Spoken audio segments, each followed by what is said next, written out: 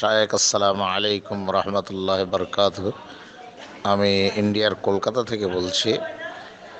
জানাজার নামাজে যে মাইয়াতকে দাফন করার সময় যে দোয়াটা আমরা পড়ি, মিনহা খালাকনাকুম ওয়া ফিহা নুঈদুকুম ওয়া মিনহা নুখরিজুকুম তারাতান উখরা, এই দোয়াটা পড়ার সম্পর্কে কি কোনো দলিল আছে? যদি জানা থাকে তাহলে একটু জানালে উপকৃত হব। এই কারণে যে আমাদের এখানে আহলে হাদিসরা লামোজাবি যাদেরকে আমরা বলি, ওরা অ্যাকচুয়ালি আহলে হাদিস নয়, ওরা লামোজাবি। তো ওরা এটা নিয়ে বিতর্ক করছে যে এর কোনো দলিল নেই। দয়া করে যদি আপনার জানা থাকে দলিলটা জানালে উপকৃত হব। আসসালামু আলাইকুম। السلام عليكم ورحمة الله وبركاته. الحمد لله والصلاة والسلام على رسول الله وعلى آله وصحبه ومن والاه. দাফনের সময় কোরআন শরীফের আয়াত মিনহা খলাকনাকুম ওয়া ফিহা নুঈদুকুম ওয়া মিনহা নুখরিজুকুম তারাতান উখরা, এটা পড়া যাবে কি না? ইন্ডিয়া কলকাতা থেকে যিনি প্রশ্ন করেছেন আমাদের হোয়াটসঅ্যাপ গ্রুপে, বলেছেন কোন লামাজহাবি না বদমাজহাবি, ওনাদের আপত্তি। আসুন আমরা দেখি। এই কিতাবটা হচ্ছে মজমু' ফাতাওয়া ওয়া মাকালাত মুতানাওয়িআ তা'লিফুল ফকির ইলা আফওয়ি রাব্বিহি আব্দুল আজিজ ইবনে আব্দুল্লাহ ইবনে আব্দুর রহমান ইবনে বাজ, শেখ বিন বাজের এই কিতাবটা মজমু' ফাতাওয়া। এটা হচ্ছে আল জুজউস সালিসু আশার, 13তম খণ্ড, পেজ হচ্ছে 196। চ্যাপ্টারের নাম মা ইউকালু ইনদা দাফনিল মাইয়িত। সুআল: মা হুকমু কওল মিনহা খলাকনাকুম ওয়া ফিহা নুঈদুকুম ওয়া মিনহা নুখরিজুকুম তারাতান উখরা ইনদা দাফন? মা ইউকালু ইনদা দাফনিল মাইয়িত, মাইয়িতকে দাফন করার সময় কি বলা হবে? প্রশ্ন করা হয়েছে যে ইনদা দাফন, দাফন করার সময় মিনহা খলাকনাকুম ওয়া ফিহা নুঈদুকুম ওয়া মিনহা নুখরিজুকুম তারাতান উখরা, এই আয়াত পড়ার হুকুম কি? জবাব জিম। জবাব হাযা সুন্নাহ, এটা সুন্নত। ওয়া ইয়াকুলু মাআহু বিসমিল্লাহি ওয়াল্লাহু আকবার, এর সাথে আরো বলবে বিসমিল্লাহি ওয়াল্লাহু আকবার। শেখ বিন বাজ, মজমু' ফাতাওয়া, 13তম খণ্ড, পেজ 196-197। আসুন আর একটা কিতাব দেখি।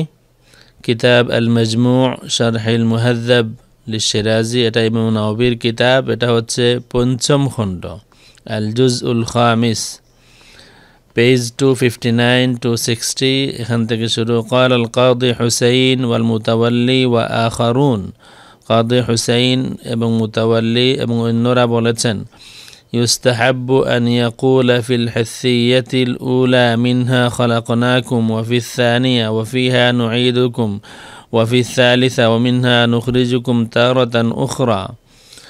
মুস্তারা বলেছেন মুস্তাহাব হলো প্রথমবার মাটি দেওয়ার সময় প্রথমবার বলবেন মিনহা খলাকনাকুম, দ্বিতীয়বার বলবেন ওয়া ফিহা নুঈদুকুম, তৃতীয়বার বলবেন ওয়া মিনহা নুখরিজুকুম তারাতান উখরা।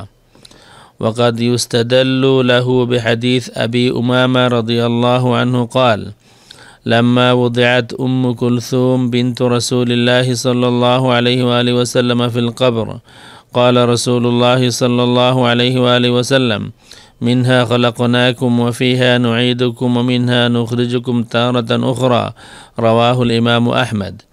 দলিল হলো যে যখন আল্লাহর রসুলের বিবি যখন আল্লাহ রসুলের মেয়ে উম্মে কুলসুম, আল্লাহ রসুল সাল্লাল্লাহু আলাইহি ওয়া আলিহি ওয়াসাল্লামের 4 মেয়ের এক মেয়ে উম্মে কুলসুম রাদিয়াল্লাহু তাআলা আনহা কে যখন কবরে রাখা হলো, তখন আল্লাহর হাবিব সাল্লাল্লাহু আলাইহি ওয়া আলিহি ওয়াসাল্লাম পড়লেন মিনহা খলাকনাকুম ওয়া ফিহা নুঈদুকুম ওয়া মিনহা নুখরিজুকুম তারাতান উখরা। ইমাম আহমদ এই হাদিসটা বয়ান করেছেন।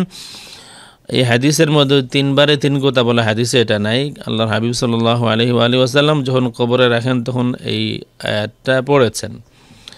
এই হাদিসের সনদে 3 জন রাবী দুর্বল আছেন।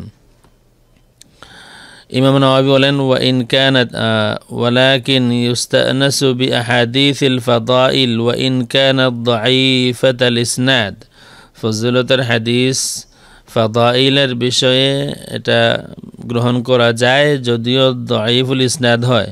ওয়ায়ুমালু বিহা ফি তারগীব ওয়া তারহিব, তারগীব এবং তারহিব এই বিষয়ে ওইসব হাদিসের উপরে আমল করা যায়। এখানে আরেকটা কথা বলেছেন, প্রাসঙ্গিক বলছি, ইউস্তাহাব্বু আন ইয়ামকুসা আলাল কবরি বা'দা আদ-দাফনি সাআহ ইয়াদউ লিল মাইয়িতি ওয়া ইস্তাগফিরু লাহু, নাস আলাইহি আশ-শাফিঈ ওয়াত্তাফাকা আলাইহি আল-আসহাব। মুস্তাহাব হলো দাফন করার পরে কিছু সময়, একটু দীর্ঘ সময় ধরে কবরের পাশে থাকা, দোয়া করা, মাইয়িতের জন্য ইস্তিগফার করা। এটা ইমাম শাফিঈ রহমতুল্লাহি আলাইহি সিদ্ধান্ত দিয়েছেন এবং তার সাথে সকলে একমত প্রকাশ করেছেন।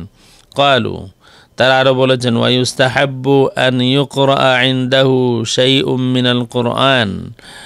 তারা আরও বলেছেন মুস্তাহাব হলো কবরের পাশে কোরআন শরীফ থেকে কিছু তিলাওয়াত করা। ওয়া ইন খতামুল কুরআন কানা আফদাল, আর যদি পুরা কোরআন শরীফ খতম করা হয় তাইলে আফজল হবে। শেষ করতে চাই, এই দুটি কিতাব দিয়ে দলিল দিলাম, মিনহা খালাকনাকুম ওয়া ফিহা নুঈদুকুম ওয়া মিনহা নুখরিজুকুম তারাতান উখরা বলা যাবে। শেখ বিন বাজ সুন্নতি বলেছেন। আর যাদের আওলাদ হাফিজ আছেন বা যাদের এই সুবিধা আছে, ওসিয়ত করে যেতে পারেন, দাফন করার পরে সম্ভব হলে আমার কবরের পাশে কোরআন শরীফ, এক খতম কোরআন শরীফ আদায় করে নিও। আসসালামু আলাইকুম ওয়া রাহমাতুল্লাহি ওয়া বারাকাতুহু।